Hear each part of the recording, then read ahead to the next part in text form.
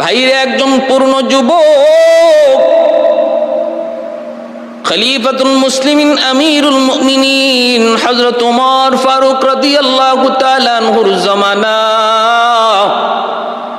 Rome সাম্রাজ্যের পাহারাদারি করার জন্য, আরব আর রোমের সীমান্ত পাহারাদারির জন্য তিনি 17 জন যুবক দিয়ে তিনি পাঠাইলেন।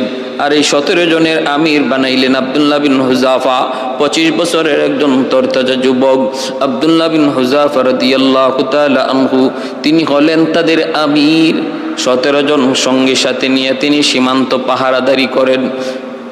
এই অবস্থায় রোম সম্রাট খবর পেয়ে গেল এবং তাদেরকে বন্দী করে রোম সাম্রাজ্যে হাজির করলো। রোমের সম্রাট বলতেছে, আমি শুনেছি পাহাড় টলতে পারে কিন্তু ইমানদারের ইমান টলে না। মুসলমান জীবন দেয় কিন্তু কখনো ইমান দেয় না, শুনেছি আমি। তাহলে তোমরা আমার সামনে তাদেরকে হাজির করো, আমি দেখব তাদের ইমান কত মজবুত, তাদের ইমান কত মজবুত আমি একটু দেখব। 17 জনকে হাজির করা হইল। রোম সম্রাট ডাক দেয়া বলতেছে, তোমাদের মধ্যে আমির কে? আব্দুল্লাহ বিন হুযাফা বলতেছেন, আমি হলাম আমির। কয় ঠিক আছে, তাহলে তুমি আমার পাশে আসো। আব্দুল্লাহ বিন হুযাফা রাদিয়াল্লাহু তাআলা আনহুকে রোম সম্রাট ওনার পাশে নিয়ে বসাইল। সঙ্গী সাথীরা তার রাজ দরবারের লোকগুলো অবাক হয়ে গেল। বাদশার মাথা নষ্ট হয়েছে নাকি? হায়, একটা মুসলিম যুবককে পাশে নিয়ে বসাইছে, তো জানতেন কোনো কথা নয়। কিন্তু বাদশার তো একটা উদ্দেশ্য আছে, একটা টার্গেট, একটা ষড়যন্ত্র। সে দেখতে চায় মুসলমানের ইমান কিভাবে ক্রয় করা যায়, ইমান কিভাবে কেনা যায়, আর মুসলমানে কি করে ইমান বেচে। বাদশাহ ডাক দেয়া কয়, রে যুবক, ও আব্দুল্লাহ, আমি তোমার কাছে জানতে চাই, আমি তোমাকে কতদূর সম্মান করেছি তুমি দেখছো। আমি বাদশার সামনে কেউ বসে না, আমার পাশের চেয়ারে বসার যোগ্যতা সবার নাই, আমি তোমাকে আমার পাশে এনেছি। ও যুবক, তোমাকে একটু আমি জিজ্ঞেস করব, একটু প্রস্তাব দিব। যদ্দূর ভালোবাসছি এর চেয়ে আরো অনেক বেশি ভালোবাসবো, যদ্দূর মায়া করছি এর চেয়ে আরো অনেক বেশি মায়া করব, যদ্দূর সম্মান তোমাকে করেছি এর চেয়ে আরো অধিক সম্মান তোমাকে করব। বিনিময়ে তোমাকে কি করা লাগবে জানোনি? একটা কাম শুধু করতে হবে, তুমি মুহাম্মদের ধর্ম ত্যাগ কইরা আমার ধর্ম খ্রিস্টান ধর্ম যদি গ্রহণ করো, তাহলে উপস্থিত তোমাকে প্রথম পুরস্কার দিব। জানো কি সেটা কি? সর্বপ্রথম পুরস্কার হলো আমার রোম সাম্রাজ্যের অর্ধেক সাম্রাজ্য তোমাকে দিয়ে দেব। আর দিব কোন দিন জানোনি? আমার অপরূপা এক সুন্দরী মেয়ে, আমার অপরূপা সুন্দরী মেয়ে, এই রোমের ভিতরে আমার মেয়ের মতো সুন্দর কেউ নাই। এই সুন্দরী মেয়েটাকে তোমার সাথে আমি বিয়ে দেব, আর ওই দিন আমি তোমাকে সাম্রাজ্য অর্ধেক দিয়ে দিব, লিখিত করে দিয়ে দিব। আর আমার মৃত্যুর পর বাকি অর্ধেকটারও তুমি মালিক হয়ে যাবা। তোমার সঙ্গী সাথী যারা আছে তাদেরকেও আমি মুক্তি দিয়ে দিব, তোমাকেও তো মুক্তি দেবই। শুধু তা নয়, মেয়ের জামাই বানাইয়া রোম সাম্রাজ্যের মালিক বানায়া দেব। বিনিময়ে শুধু একবার তোমাকে বলতে হবে, আমি মুহাম্মদের ধর্ম ত্যাগ করলাম। নাউজুবিল্লাহ। আমরা লিখি কইতাম যে হাই রে সুযোগ যায় রে। আরে ইসলাম প্রতিষ্ঠা করি করমুনে, আগে ক্ষমতা লই, ক্ষমতা লওয়ার পরে ইসলাম দেখমুনে কেমনে ইসলাম মানে না। এমন কত সুন্দর ব্যাখ্যা দিয়া হয়তো প্রস্তাব মাইনা নিতাম।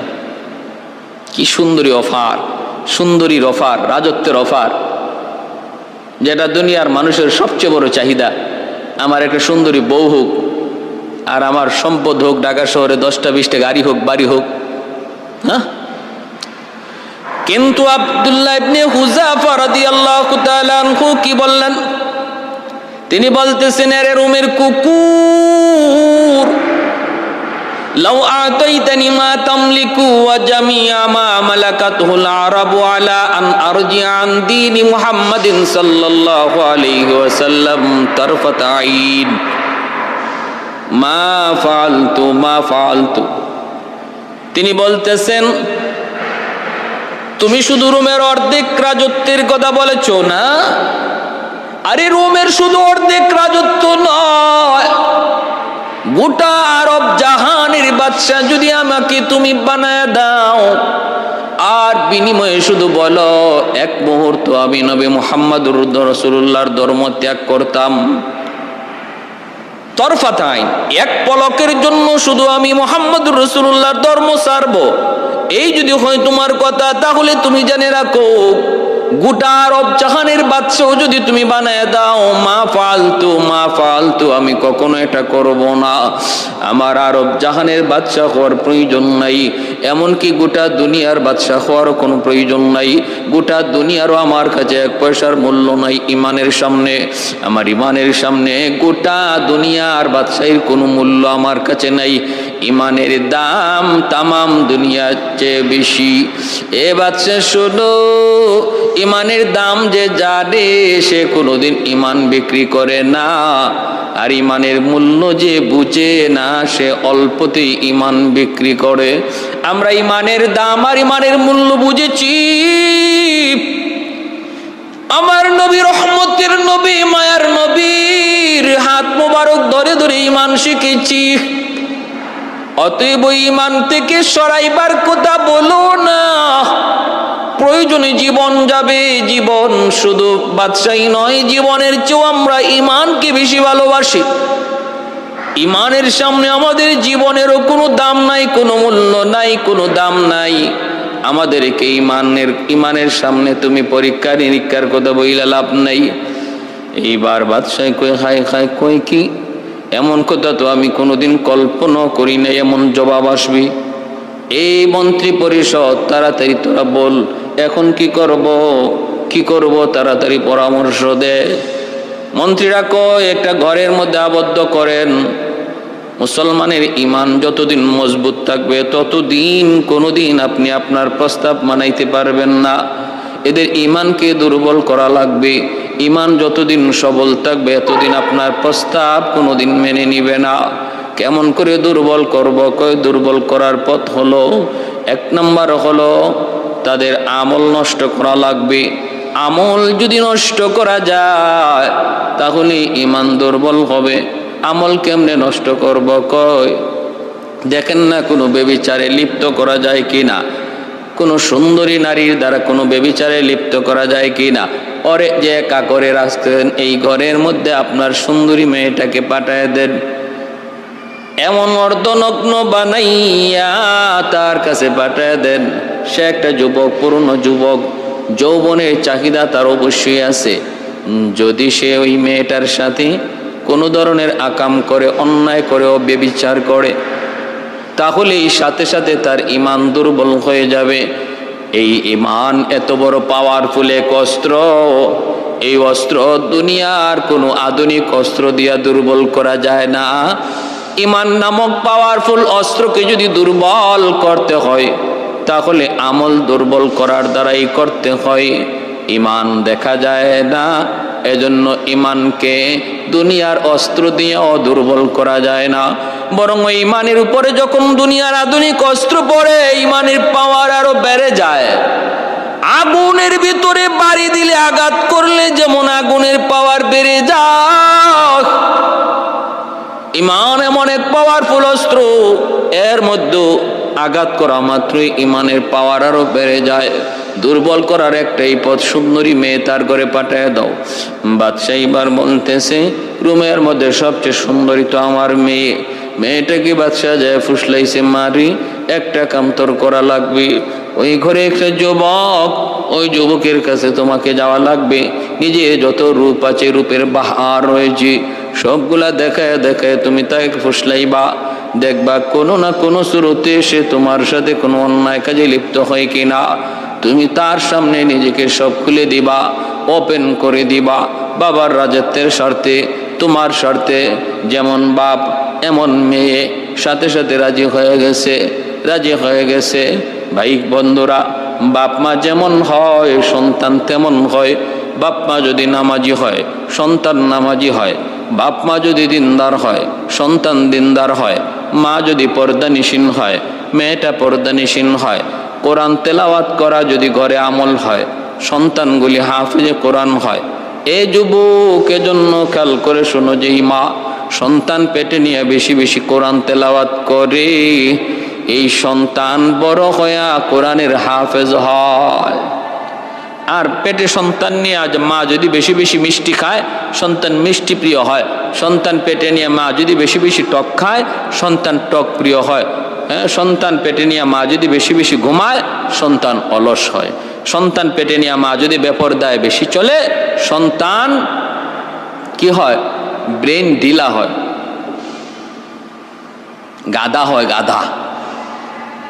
যেই মা পেটে সন্তান নিয়ে বেপরদায় যায় এই সন্তান গাধা হয়, তীক্ষ্ণ ব্রেন পায় না, মেধাবী হয় না। যেমন বাপ এমন মেয়ে। প্রস্তাব দিছে, মেয়ে রাজি হয়ে গেছে। আব্দুল্লাহ বিন হুযাফা রাদিয়াল্লাহু তাআলা আনহু এই ঘরের মধ্যে আছেন। রোমের বাদশা তার সুন্দরী মেয়েটাকে অর্ধনগ্ন কইরা ঘরে পাঠায় দিল। মেয়েটা ঢুইকে দেখে আব্দুল্লাহ বিন হুযাফা তিনি নামাজ পড়তেছেন। নামাজের ভিতরে আল্লাহর বলি গুণ, নামাজের মধ্যে তাদের কিন্তু দুনিয়ার কোনো খেয়াল থাকে না। কে পাশে আসলো কে পাশ দেয়া গেল সেটাও আল্লাহর ওলিরা খেয়াল করে না, বুঝে না। কারণ ওই মুহূর্তে দরবারে এলাহির সামনে তারা এমনভাবে নত থাকে, এমনভাবে আল্লাহর কুদরতি কদমের দিকে নজর থাকে। কে তার পাশে আসলো কে তারে কি বলল খবর নাই। এজন্যই তো হযরত আলী রাদিয়াল্লাহু তাআলা আনহু বলেছিলেন, আমার পায়ের তীর যদি তোমাদের খুলতে হয় এমনি হবে না গো, আমি নামাজে দাঁড়াই তারপরে তোমরা তীরটা খুইলো। যেই তীর ধরা যায় না, ছোঁয়া যায় না, চিৎকার দিয়ে উঠেন এত ব্যথা। সেই তীর আলী রাদিয়াল্লাহু তাআলা আনহু নামাজে দাঁড়ানোর পর টেনে ছিঁড়ে বের করা হলো। নামাজ শেষ হওয়ার পরে নি বলতেছেন, তোমরা কি তীর খুলে ফেলেছো? সাহাবীরা কয়, ও নবীর সাহাবী, তীর আপনার পায়ে আর নাই, আমরা টেনে ছিঁড়ে খুলে ফেলেছি, কোনো খবর নাই, কোনো খবর নাই। এজন্যই ভাইরা বন্ধুরা, আব্দুল্লাহ বিন হুযাফা রাদিয়াল্লাহু তাআলা আনহু তিনিও তো এমন নামাজে দাঁড়াইছেন। সুন্দরী মেয়ে আসলো নাকি কে আসলো? বাদশার মেয়ে আসলো না প্রজার মেয়ে আসলো? অর্ধনগ্ন হয়ে আসলো না নগ্ন হয়ে আসলো? কোনো খবর নাই। মেয়েটা ডান দিকে যায় বাম দিকে যায়, না না কোনো খবর নাই, খবর নাই। এইবার মেয়েটা ভাবতেছে, বুঝছি তুমি তো সালাম ফিরাইবা, বাম দিকে যখন সালাম ফিরাইবা আমাকে অবশ্যই দেখবা। একদম বাম কাঁধের সাথে ঘেঁষে মেয়েটা বসে রইল। তখনকার সময়ের বিশ্ব সুন্দরী, বিশ্ব সুন্দরী ওই সময়ের বিশ্ব সুন্দরী নবীর সাহাবীর কাঁধে কাঁধ মিলাইয়া বসে আছে। সালাম ফিরায়নি যখন বুঝছেন অবস্থা বেশি ভালো না, বেগতিক, সাথে সাথে আব্দুল্লাহ বিন হুযাফা আবার তিনি নামাজে দাঁড়ায় গেলেন, নামাজে দাঁড়ায় গেলেন। এইবার রোমের বাদশার মেয়ে মনে মনে কয়, ঘটনা কি? এ কি মানুষ নাকি পাথর? আমি বুঝলাম না। আমার মতো এমন সুন্দরী মেয়ে রাস্তা দিয়া হাইটে গেলে পরে যুবকের মাথা নষ্ট হয়ে যায়। আমাকে পাওয়ার জন্য কত পাগল, কত যুবক, কত পাগল। আর এই যুবক আমার দিকে একবারও তাকায় না, একবারও আমার দিকে তাকাইলো না। মনে হয় মানুষ না পাথর, নতুবা কোনো ফেরেশতা।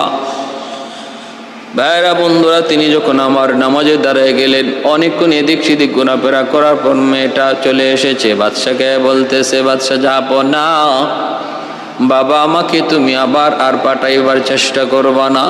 তুমি আমারে কার কাছে পাঠাইছো গো? সে তো কোনো মানুষ নয়, সে কোনো ফেরেশতা নতুবা পাথর। আবার যদি আমাকে তুমি পাঠানোর চেষ্টা করো জোর জবরদস্তি করে, তাহলে বাবা শুনে রাখো, আমিও ওই যুবকের ধর্ম গ্রহণ করে নিব। কারণ সে সাধারণ কোনো মানুষ নয়, যুবক নয়। তার মতো এত আদর্শবান যুবক এই জমিনে আমার নজরে পড়ে নাই। বাদশা ডাক দিছে মন্ত্রী পরিষদ, তাড়াতাড়ি করে পরামর্শ দাও। এই মিশনও তো ব্যর্থ হলো। এখন কি করি? বর্তমান সময়েও ইসলামের দুশমনরা মুসলমানদের শক্তি নষ্ট করার জন্য, ইমানি শক্তি নষ্ট করার জন্য যে অস্ত্রগুলা তারা সবচেয়ে বেশি ব্যবহার করতেছে, এর মধ্যে ইহুদিরা বের করেছে মুসলমানের দৌলতে ইমান, ইমানের পাওয়ার নষ্ট করার জন্য দুইটা অস্ত্র তারা মাঠে নামাইছে। এক হলো সুন্দরী নারী, আর এক হলো কচকচে টাকা। মুসলমানের ভিতর থেকে কিছু নামদারি মুসলমানকে টাকার বিনিময়ে ইহুদিরা কিনতেছে, টাকার বিনিময়ে কিছু মুসলমানের ইমান কিনতেছে, আর কিছু মুসলমানের ইমান নষ্ট করতেছে, কিনতে না পেরে নষ্ট করতেছে সুন্দরী নারীর মাধ্যমে। আজকে সুন্দরী নারীদের ছবি, সুন্দরী নারীদের ছয় লাভ মুসলমানের ঘরে ঘরে হাতে হাতে পৌঁছাইয়া দিচ্ছে। এটা ইহুদিদের বহুত বড় ষড়যন্ত্র, আজকের নয়, সেটা বহুকাল পুরাতন। তারা ভালো করে জানে মুসলমানের ইমান নামক পাওয়ারফুল অস্ত্র দুর্বল করতে হলে তার আমল নষ্ট করার দ্বারা করতে হবে। আর সেই আমল নষ্ট করার একটা প্রধান হাতিয়ার হলো সুন্দরী নারী। এই যে নারীকে ওপেন করে দাও, নারী সমাজকে মুসলিম যুবকদের সাথে ওপেন করে দাও, অটোমেটিক তার ইমানের স্পিরিট কমে যাবে, ইমানের পাওয়ার কমে যাবে। আল্লাহ আমাদেরকে ইহুদিদের এই ষড়যন্ত্র থেকে হেফাজত করুন। দ্বিতীয় পর্যায়ে মন্ত্রী পরিষদ বলতেছে, আমাদের কাছে আরেকটা পরামর্শ হলো, ওরে না খাওয়ায়া রাখেন, উপবাস রাখেন, উপবাস, দেখি কতদিন না খেয়ে থাকতে পারে। একটা পর্যায়ে যখন যায় অবস্থা হবে, তখন আমরা তার সামনে হারাম খাবার পেশ করব। মুসলমানের ইমান নষ্ট করার, ইমানের পাওয়ার ধ্বংস করার আরেকটা প্রধান হাতিয়ার হলো হারাম খাবার, হারাম উপার্জন, হারাম কামাই, হারাম ব্যবসা। এটা হলো মুসলমানের ইমান নষ্ট করার আরেকটা উল্লেখযোগ্য হাতিয়ার। এজন্য মন্ত্রীরা পরামর্শ দিল যে দ্বিতীয় পর্যায়ে আমরা তাকে উপবাস রাখবো, আর যখন পেটে প্রচণ্ড ক্ষুধা আসবে তখন তার সামনে হারাম খানা পেশ করব। বন্দি করে রাখা হলো, খানা নাই, পানি নাই। আব্দুল্লাহ বিন হুযাফা রাদিয়াল্লাহু তাআলা আনহুর খানা পানি বন্ধ করে দিল। একদিন দুই দিন নয়, একাধারে 21 দিন পর্যন্ত, 21 দিন পর্যন্ত ওনার সামনে খানা বন্ধ। ডাক্তার একজন লাগায় রাখলো, রোম সম্রাট ডাক্তার পিছনে লাগায় রাখলো। যখনই দেখবা যান যায় অবস্থা, তখনই তুমি আমাকে খবর দিবা, আমি তার সামনে হারাম খানা পেশ করব। 21 দিন পর্যন্ত খানা নাই, যান যায়। ডাক্তার পরামর্শ দিল, মনে হয় আর বাঁচবে না, তাড়াতাড়ি খানা দাও। ওই মুহূর্তে শুয়োরের গোশত আর শরাব তার সামনে পেশ করলো। আব্দুল্লাহ বিন হুযাফাকে ডাক দিয়ে বলতেছে, বাদশার লোকেরা, এ আব্দুল্লাহ, তাড়াতাড়ি খানা খাও। এই যে তোমার সামনে খানা, তবে জানুনি খানা কোন খানা? বলে কি? এটা শুয়োরের গোশত, আর এই হলো শরাব, পানি। তুমি এখন দেখো, তুমি মরবা নাকি হারাম খাইবা, মরবা নাকি হারাম খাইবা। ভাইরা বন্ধুরা, শরীয়তের মাসালা হলো, শরীয়তের মাসালা হলো, যদি জান যায় অবস্থায়, এমন অবস্থায় এতটুকু হারাম খানা বক্ষণ করা যায় যতটুকুর দ্বারা জান রক্ষা হয়, এটা হলো শরীয়তের মাসালা। কিন্তু আব্দুল্লাহ বিন হুযাফা মনে মনে ভাবতেছেন, এখানে মাসালার প্রশ্ন নয়, এখানে প্রশ্ন হলো ইমানের, ইসলামের সম্মান, ইসলামের মর্যাদা, ইমানের সম্মান। আজকে যদি আমি জান বাঁচানোর জন্য ওই মাসালা গ্রহণ করে আমি অল্প কিছু খানা খেয়ে ফেলি, রোম সম্রাট বলবে, দেখছি মুসলমানের ইমান কত মজবুত, এরা মরণরে ভয় পায়, ইমানের চেয়েও মরণরে বেশি দাম দেয়, জীবনটারে বেশি দাম দেয়, ইমানের চেয়েও জীবনকে বেশি দাম দেয়, এমনটা মনে করবে, এমনটা ভাববে। না না, এমনটা করা যাবে না, এমনটা করা যাবে না। প্রয়োজনে জীবন যাবে, তবুও না, হারাম খানা বক্ষণ করা যাবে না। ভাইরা বন্ধুরা, লাথি মেরে সামন থেকে হারাম খানা ফেলে দিলেন। রোম সম্রাট কয়, কিরে ডাক্তার, তুই না বললি জান যায় অবস্থা, কিন্তু এত শক্তি এলো কোত্থেকে, এখনো লাথি মারছেই। রোম সম্রাটকে ডাক্তার কয়, এটা শারীরিক শক্তি নয়, এটা রুহানি শক্তি, ইমানি শক্তি। এ ভাই, মনে রাখো, আল্লাহর জন্য যদি তোমাকে কখনো উপবাস থাকতে হয়, আল্লাহ রুহানি খাবার খাওয়ায় রাখে, রুহানি খাবার আল্লাহ খাওয়ায় রাখে। জিসমানি খাবার যখন বন্ধ হয় আল্লাহর জন্য, আল্লাহ তখন তার বান্দাকে রুহানি খাবার খাওয়ায় জিন্দা রাখে, আরো শক্তিশালী বানায় রাখে। এজন্যই তো হযরত ঈসা আলাইহিস সালাম তিনি একদিন নদীর কিনারা দিয়ে হাঁটতেছেন, আর দেখেন নদীর উপরে একটা গাছ, পাড় থেকে একটা গাছের ডাল নদীর উপরে, নদীর পানির উপরে যায় চলে গেছে, আর ওই ডালটার উপরে একটা পাখি বসে বসে আল্লাহ আল্লাহ জিকির করতেছে। ঈসা আলাইহিস সালাম বললেন, কি রে পাখি, তোর কি খানা নাই? তুই আজকে এখানে কতদিন যাবত এইভাবে জিকির করতেছ? পাখিটা বলতেছে, আমি আজকে একদিন দুই দিন নয়, এক মাস দুই মাস নয়, এক বছর দুই বছর নয়, বছরের পর বছর ওই জায়গায় দাঁড়ায় দাঁড়ায় আমার মাওলার জিকির করি। কয় তাহলে তোর খানা পিনার ব্যবস্থা কেমনে? কয় আল্লাহ করে। আল্লাহ, আমার জিসমানি খানা বাদ গেছে, আমার রুহানি খানার ব্যবস্থা আমার আল্লাহ করে। এই হযরত ঈসা আলাইহিস সালাম তখন বলতেছে, রে পাখি একটু বল না, তোর এই মুহূর্তে তোর মনের চাহিদা কি? কয় আমার একটু পানি পান করার ইচ্ছা, আমি এই মুহূর্তে একটু পানির তৃষ্ণা লাগছে। ঈসা আলাইহিস সালাম বলতেছেন, তোর পায়ের নিচেই তো নদীর পানির স্রোত, ঠোঁটটা একটু নিচে দিলেই তো তুমি পানি পান করতে পারো। পাখি জবাব দিয়া বলতেছে, গো আল্লাহর পয়গম্বর, আমার মনের তামান্না হলো, আমার মনের ইচ্ছা হলো, আমার জীবনের শেষ সময়টাও যেন আল্লাহর জিকিরের হালতে হয়। আমার ভয় হয় আমি যদি পানি পান করতে যাই টুট নামাইয়া, আর ওই মুহূর্তে যদি আমার জান কবজ হয়ে যায়, তাহলে তো জিকিরের হালতে হলো না। এজন্য আমি টুট নিচে নামাই না, আমার আল্লাহ আমাকে খানা পানির ব্যবস্থা করে। সুবহান। मैं तालिब मौला हूँ मेरे इश्क़ निराला, मैं तालिब मौला हूँ मेरे इश्क़ निराला, है जुमला जहाँ जिनके तजल्ली से उजाला, है जुमला जहाँ जिनके तजल्ली से उजाला, मैं दरूद जहाँ गैर खुदा यार नदरिम, जुज़ियात खुदा ही चिदिगुर कार नदारिम, जुज़ियात खुदा ही चिदिगुर कार नदारिम। এ যুবক, এবার একটু খেয়াল করে শোনো। বাদশাহ কয়, মন্ত্রী পরিষদ রে, এবার তোরা কি করব? মন্ত্রীরা কয়, বড় বড় ড্যাগ, ড্যাগের মধ্যে তেল গরম করো, চোখের সামনে ওর সাথীদেরকে আগুনে পোড়ায় মারবো, এরপরে দেখবো তার ইমান কদ্দুর মজবুত থাকে। ভাইরা বন্ধুরা, এর আগে শুলিতে চড়ানোর চেষ্টা করলো। যখন শুলিতে চড়ানোর চেষ্টা করে আব্দুল্লাহ বিন হুযাফা শুলিতে উঠতেছে, হাইসা। রোম সম্রাট কয়, কি রে তুই হাসোস কেন? কয়, হাসতেছি এজন্য, আমার যে একটা জীবন, আল্লাহ যদি আমাকে আরো জীবন দিত, আমি আল্লাহর রাস্তায় আরো জীবন দিতাম, আর আমার মৃত্যুর সাথে সাথে তুমি যে আমার জন্য জান্নাতে যাওয়ার পথটা সহজ করে দিছ, আমার জান্নাতে যাওয়াটা খুব তুমি তাড়াতাড়ি কাছাকাছি আইনা দিছ। প্রতিটা মুমিন জান্নাতের প্রত্যাশী, কখন আমরা জান্নাতে যাব, জান্নাত আমাদের বাড়ি, আমি আমার বাড়িতে কখন যাব, এই হলো আমার টার্গেট, এই হলো আমার নিশানা। তুমি যে আমার বাড়িতে খুব আগে আগে আমারে পৌঁছায় দিতেছো, এজন্য আমি হাসতেছি। রোম সম্রাট কয়ে, রে রাখ, দরকার নেই, রে ফাঁসি দেওয়া দরকার নাই, যে মরণের সময় হাসে তারে দরকার নাই, এইভাবে মারার প্রয়োজন নাই। আমি তো মূলত মারা উদ্দেশ্য না, দেখতে চাই তাদের ইমান কত মজবুত। এইবার কয়, বড় বড় ডেগের মধ্যে তেল গরম করো। তেল গরম করতেছে, টকবক করতেছে তেল। ওই অবস্থায় আব্দুল্লাহ বিন হুযাফা সঙ্গী সাথে 17 জনকে হাজির করলো বাদশাহ।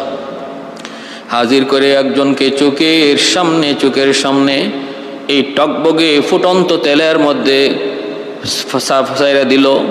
সাথে সাথে ইনি ভাজা হয়ে গেছেন, আল্লাহর রাস্তায় শহীদ হয়ে গেছেন। বলুন তো, শহীদ যারা হয় তারা মুর্দানা জিন্দা? আল্লাহ নিজে বলছেন তারা জিন্দা। যে আল্লাহর রাস্তায় শহীদ হয় তার কোনোদিন মরণ হয় না।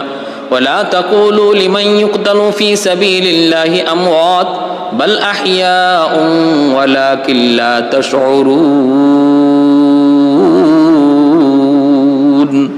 যারা আল্লাহর রাস্তায় শহীদ হয় তাদের কোনো মৌত নাই, আব্দুল্লাহ বিন হুযাফা তার সাথীর এই শহীদ হওয়ার দৃশ্যটা দেখে চোখ দিয়া পানি চলে আসছে, কাঁদতেছেন। এইবার বাদশাহ কই বুঝছি এখন দিলটা নরম হইছে, এখন বুঝি দিলটা নরম হইছে। এরে আব্দুল্লাহ কাঁদবি না, আমি তোমারে মারবো না। এ আব্দুল্লাহ এখনো সময় আছে, তুমি আমার প্রস্তাবে রাজি হয়ে যাও। আমার প্রস্তাব এখনো তোমার জন্য আগের মতোই। মেয়েটারে বিয়ে দেব, অর্ধেক রাজত্বের মালিক তোমারে বানায় দেব, সঙ্গী সাথীদেরকে মুক্তি দিয়ে দিব। এ আব্দুল্লাহ এখনো আমার প্রস্তাবটা তোমার জন্য আছে, বলো।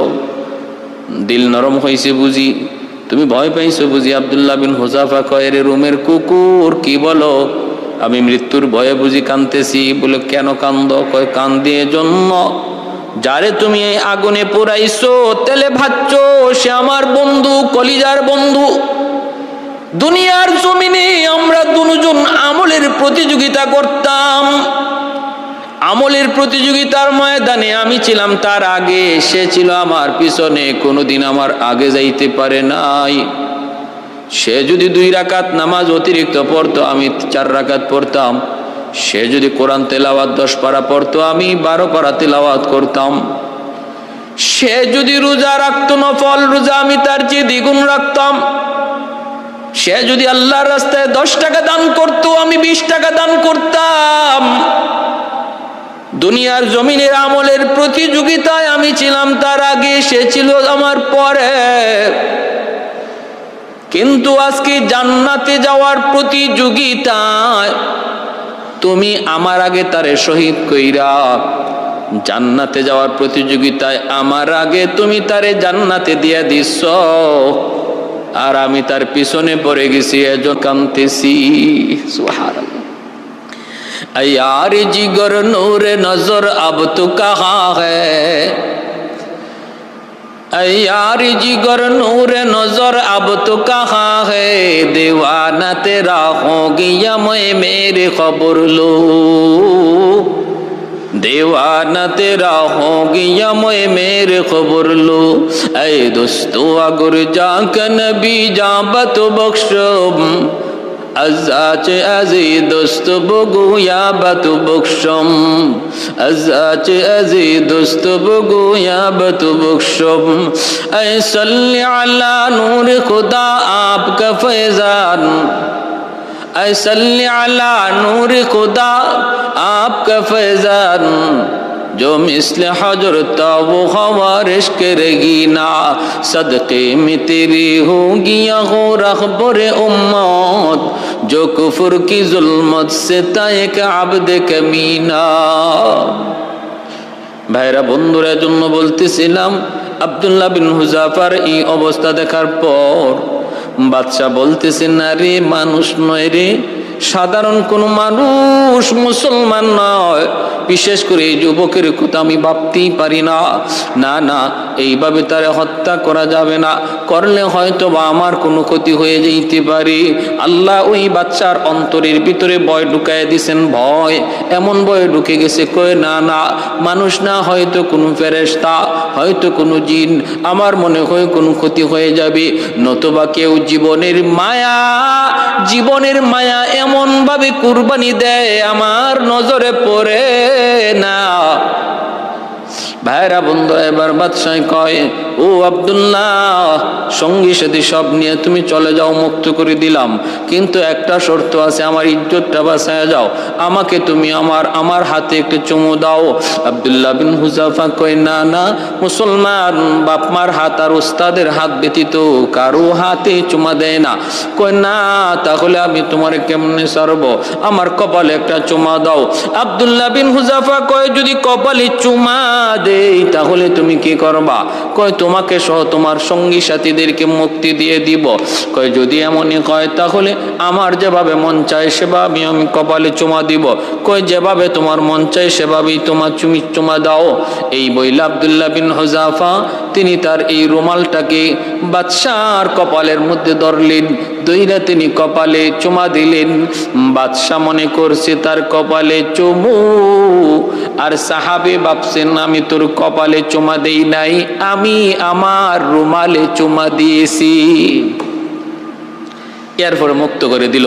এই খবর হযরত ওমর ফারুক রাদিয়াল্লাহু তাআলা আনহু মদিনাতুল মুনাওয়ারা থেকে পাইলেন। তিনি সঙ্গী সাথী সাহাবায়ে কেরামদেরকে নিয়ে মদিনা থেকে বের হয়ে আসলেন আর আব্দুল্লাহ বিন হুযাফাকে সুস্বাগতম জানালেন। হযরত ওমর বললেন, আব্দুল্লাহ, আজকে ইসলামের সম্মান, ইসলামের বিজয়, ইসলামের ইজ্জত আর ইমানের দৃঢ়তার মজবুতি রোম সম্রাটের সামনে তুমি যেভাবে প্রকাশ করেছো, যেভাবে তুলে ধরেছো, এই খাতিরে তোমাকে ইজ্জত করার জন্য, তোমাকে সম্মান করার জন্য আমি ওমর খলিফা মদিনা থেকে বের হয়ে আসলাম। আসো তোমার কপালে একটা চুমা দিই। হযরত ওমর আব্দুল্লাহ বিন হুযাফা রাদিয়াল্লাহু তাআলা কপালেও একটা চুমা দিলেন। আমার ভাইরা, এই হলো নবীর সাহাবায়ে কেরামের ইমানের দৃঢ়তা আর মজবুতি। আমারও আপনারও যদি আজকে ইমানের মূল্য যদি আমরা বুঝি, ইমানের দাম যদি বুঝি, তাহলে আমাদের ইমানটাও এরকম মজবুত হবে, ইমানটা মজবুত হবে। মনে রাখতে হবে ইমানদারের কাছে দুনিয়ার সব কিছুর চেয়ে ইমান বড়।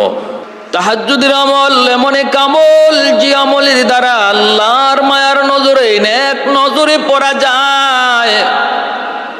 কোন আল্লাহর ওলি তাহাজ্জুদের নামাজ পড়তেন নাই। 5 ওয়াক্ত নামাজ ফরজ হওয়ার আগে তাহাজ্জুদের নামাজ ফরজ ছিল। এতটা গুরুত্ব ছিল। আমার ভাইয়েরা, বন্ধুরা, জন্য বলতেছি, আল্লাহর ওলি হুসাইন আহমদ মাদানী রহমতুল্লাহি আলাইহি, ওনাকে দেখলে একজন মানুষ বলে ফেলতো, বাতা দেউঙ্গা। যেই বলতো আমি বলে দেব। শত শত মানুষের সামনে কুতবুল আলম সৈয়দ হুসাইন আহমদ মাদানী রহমতুল্লাহি আলাইহি দৌড় দিয়া ওই লোকটাকে আইসা তিনি জড়ায়া ধরতেন আর চুমু খাইতেন আর বলতেন যে বইল না, নিহি বাতাও, বলো না। এইভাবে সারা জীবন এই লোকটা ওনাকে দেখলেই বলতো বাতা দেউঙ্গা। আর কুতবুল আলম দৌড় দিয়ে যাইয়ে এই লোকটারে জড়ায়া ধরতেন আর বলতেন বলো না। মানুষজন যখন ওনাকে জিজ্ঞেস করতো, ভাই তুমি কি বলতে চাও, সে বলবো না। যেই বলতো তুমি কি বলতে চাও, আর এই কথাটা বলা মাত্রই কুতবুল আলম তোমাকে জড়ায় ধরে বলেন বলো না। সেটা কোন ঘটনা, কোন বিষয় একটু বলো। লোকটা তখন বলতো নেহি বাতাউঙ্গা, বলবো না। যেই বলতো বলো, সে বলে বলবো না। বলবো না। আল্লাহর ওলির ইন্তেকালের পর মানুষজন যখন তারে জিজ্ঞেস করে, তাহলে একটু বলো, এখন তো বলতে পারো। লোকটাই বলে, হয় এখন বলা যায়, কারণ আল্লাহর ওলি তো এখন আর দুনিয়ায় নাই, ওনার সাথে আমার ওয়াদার টাইমও শেষ। তাহলে শোনো তোমরা ঘটনা কি। গঙ্গুতে আমি একটা বাড়িতে দরজার পাশ দিয়ে যাচ্ছিলাম, গভীর রাত, তাহাজ্জুদের টাইম। আমি দেখলাম ওই দরজা লাফাইতেছে। আমি তো ভয় পেয়ে গেলাম। শেষ রাতে একটা ঘরের পাশ দিয়ে যাচ্ছি আর ঘরের দরজাটা লাফাইতেছে। আমি ভয় পেয়ে গেলাম। আবার মনে মনে ভাবলাম একটু দেখি দরজাটা কেন লাফায়। পাশে গেলাম, যায় দেখি না, শুধু দরজাটা লাফায় না, বরং দরজাটা লাফানির সাথে জিকিরের আওয়াজ করে। লা ইলাহা ইল্লাল্লাহ, লা ইলাহা ইল্লাল্লাহ, লা ইলাহা ইল্লাল্লাহ। আমি তো অবাক হয়ে গেলাম। দরজা শুধু লাফায় এমন না, দরজাটা লাফানির সাথে জিকিরও করে। হাই ঘটনা কি। একটু আমি চিন্তার সাগরে পড়ে গেলাম, একটু গবেষণা করলাম এই জিকিরটা কোত্থেকে আসে। একটু চিন্তা করে দেখি, ঘরের ভিতর থেকে একজন মানুষের জিকিরের আওয়াজ আসতেছি, আর ওই জিকিরের সাথে দরজাটা পর্যন্ত জিকির করে আল্লাহ পায়। লোকটা বলতেছে, আমি তোর সাথে সাথে তখন এই বাহিরেই একটা জায়গার মধ্যে আড়ালে বসে রইলাম। কে সেই মহামানব, কে সেই আল্লাহর ওলি, যিনি তাহাজ্জুদের নামাজ পড়ার পর জিকিরে বসছেন, আর যার জিকিরের তালে তালে ঘরের দরজা দেয়ালগুলা পর্যন্ত জিকির করে। আমি বসে রইলাম লোকটাকে দেখার জন্য। কিছুক্ষণ পরেই দেখলাম একজন লোক বের হলেন। তিনি আর কেউ নন, তিনি ছিলেন কুতবুল আলম শাইখুল ইসলাম আল্লামা হুসাইন আহমদ মাদানী রহমতুল্লাহি আলাইহি। ওনাকে আমি চিনে ফেললাম, দেখে ফেললাম। উনিও আমাকে দেখে ফেললেন। আমি লুকানোর চেষ্টা করে লুকাতে পারলাম না, ইনি আমাকে দেখে ফেললেন। দেখার পর ইনি আমাকে বুকে জড়ায় ধরে বলতেছেন, বাবারে ওয়াদা কর, যা দেখছো কারো কাছে আমার জীবদ্দশায় তুমি বলবা না। ওয়াদা করো, কারো কাছে বলবা না। তখন আমি হুজুরকে ওয়াদা করেছিলাম, হুজুর আমি বলবো না।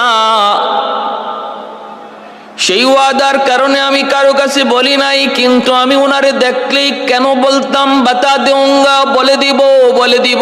কারণ হলো ওই ঘটনার পর থেকে আমি এতটাই পাগল ওনার হয়ে গেলাম, এতটাই দেওয়ানা হয়ে গেলাম, আমি ওনার এতটাই আশিক হয়ে গেছি।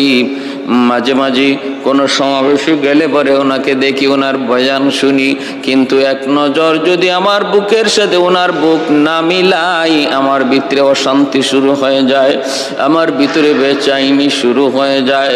কিন্তু আমি বুক মিলাবো কেমন করে? আমি তো একজন সাধারণ মানুষ। আপনারা বড় বড় শাইখ, আপনারা বড় বড় আলেম, হুজুরের চতুর্দিকে আপনারা থাকেন, আমার কি সময় আছে, আমার কি টাইম আছে, আমার কি কোনো সুযোগ আছে ওনার সাথে মুসাফা করার, বুক মিলানোর? এজন্য আমি ওই পদ্ধতিটা বেছে নিয়েছিলাম। দেখা মাত্রই দূর থেকে বলতাম বাতা দেউঙ্গা, আর ওনার সাথে সাথে মনে হয়ে যেত আমি সেই লোক। তখনই ইনি দৌড় দিয়ে এসে আমাকে বুকে জড়ায় নিতেন, আমার সাথে আলিঙ্গন করতেন আর বলতেন বলো না। মূলত ওই আলিঙ্গন আর মুসাফার বুক মিলানোটাই ছিল আমার মাকসাদ। এই কথা বলার বাতা দেউঙ্গা, অন্য কোনো উদ্দেশ্য নয়। সুবহানাল্লাহ। জন্য বলি রে ভাই যুবক, তার আল্লাহর ওলি, কত বড় আল্লাহর ওলি হয়েছেন। রাতের ঘুম, আরামের ঘুমটা